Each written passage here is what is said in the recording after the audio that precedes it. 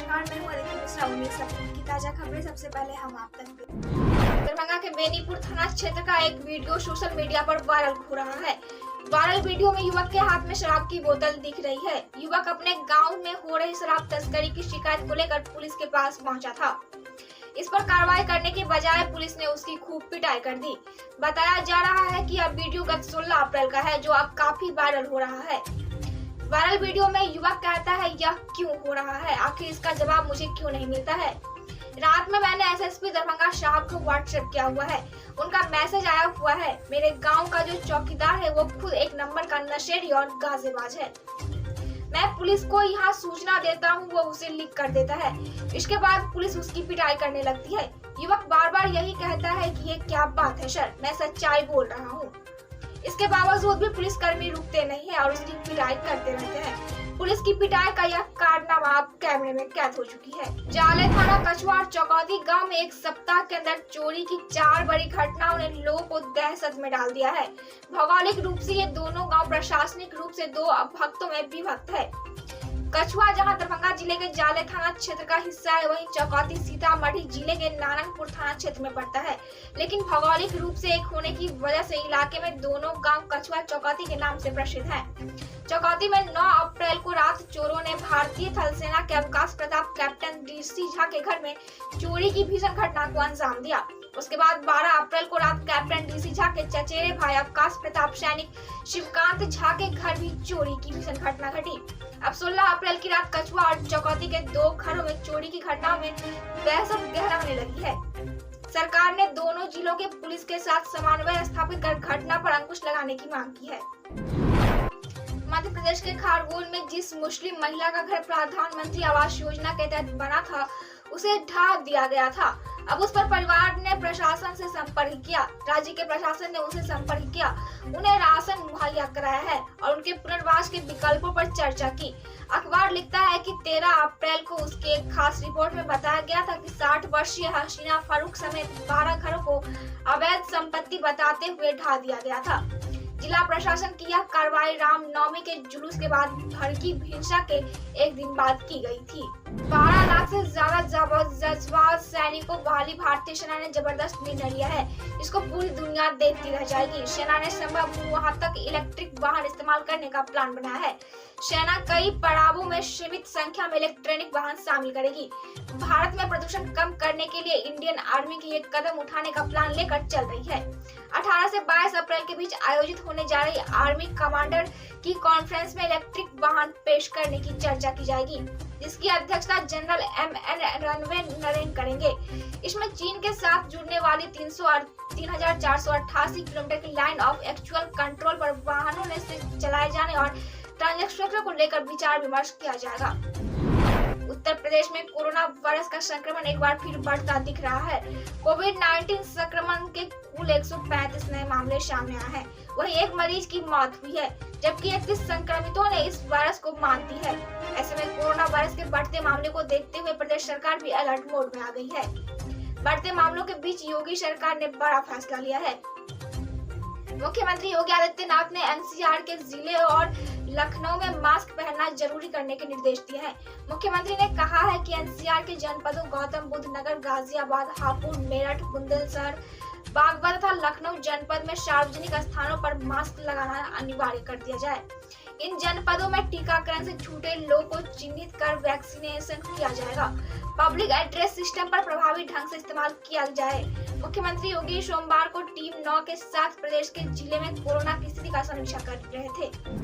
बिहार में कल सुबह से ही तीखी धूप खिल रही है। जिला प्रशासन ने सरकारी और गैर सरकारी स्कूलों के समय में कल से परिवर्तन किया है। सुबह 6:30 बजे से 10:30 बजे तक ही स्कूल चलेंगे। अप्रैल महीने में लगातार तापमान में वृद्धि हो रही है। मौसम विभाग के अनुसार तापमान में और वृद्धि होने की संभावना है। वैसे में विभाग ने संकेत किया है कि दोपहर के वक्त घर से बाहर सुरक्षित रूप से निकलें। जिले में पिछले 5 दिनों से प्रचंड गर्मी और लू का कहर जारी है। कृषि विज्ञान केंद्र शिशिर के मौसम विज्ञान डॉक्टर अनूप कुमार चौबे ने बताया कि अधिकतम तापमान से ज्यादा परिवर्तन नहीं दिखा गया है, लेकिन न्यूनतम तापमान में 3 से 4 डिग्री सेल्सियस की बढ़ोतरी दर्ज की गई है।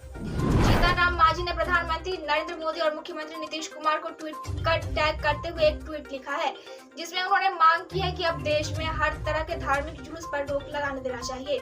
इसके पीछे उन्होंने देश की एकता और अखंडता का हवाला दिया है।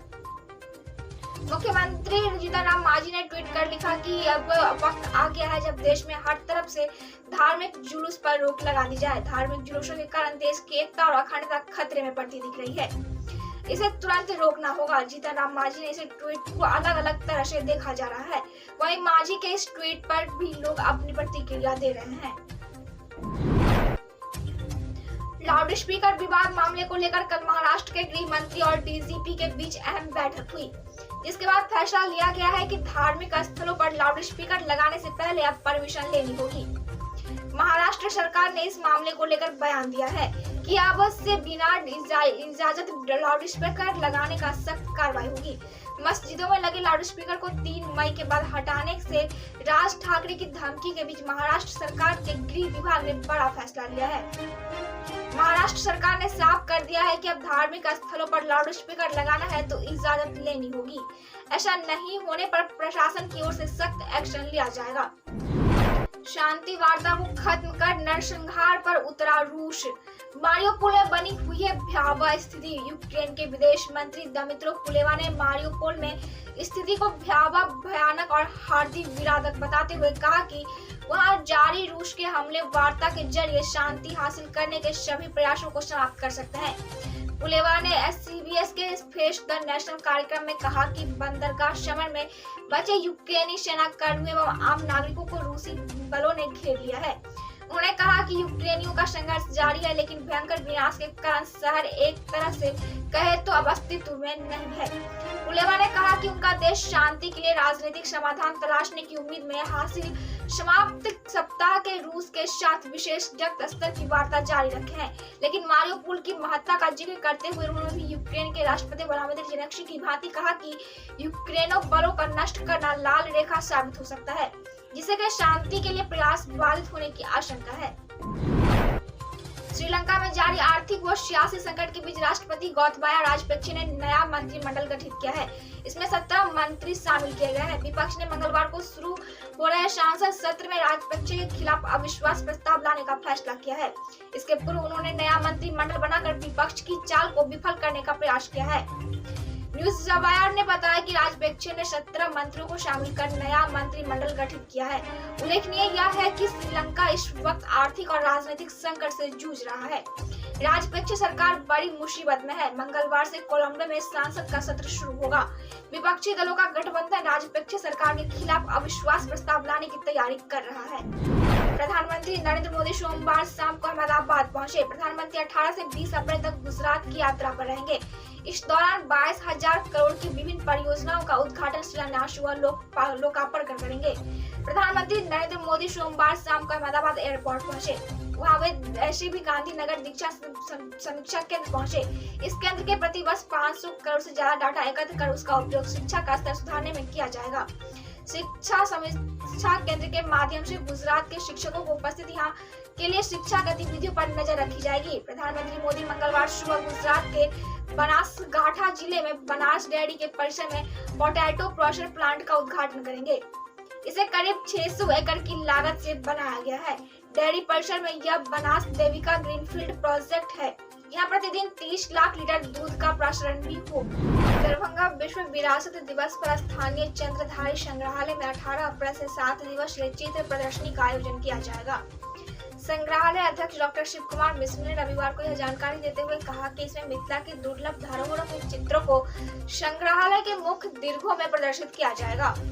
प्रदर्शनी का शुभारंभ दिन के 11 बजे से किया जाएगा। डॉक्टर मिश्र ने यह भी कहा कि प्रदर्शनी का मुख्य आकर्षण सिमरांड के हाल ही में प्राप्त भगवान की कृष्ण दुर्लभ मूर्ति होगी। यह प्रदर्शनी में मिथिला की कुछ पुरातन स्थलों के अलावा दुर्लभ प्राचीन प्रतिमाओं के चित्रों को प्रदर्शित किया जाएगा। मिथिला के विभिन्न भागों से समय समय पर प्राप्त मूर्तियों को भी प्रदर्शित किया जाएगा। दरभंगा में कोरोना के कारण प्रदेश भर में सभी विश्वविद्यालय की परीक्षा विलंब से हुई। हालांकि अन्य सभी विश्वविद्यालयों ने छात्र हित को ध्यान में रखते हुए समय समय पर वर्तमान सत्र की परीक्षा ली, जिससे छात्रों का नुकसान कम हुआ। लेकिन रामेश्वर सिंह दरभंगा संस्कृत बीवी के सत्र 2019-20 की परीक्षा के बाद वो वर्तमान सत्र की परीक्षा नहीं हो सकी है।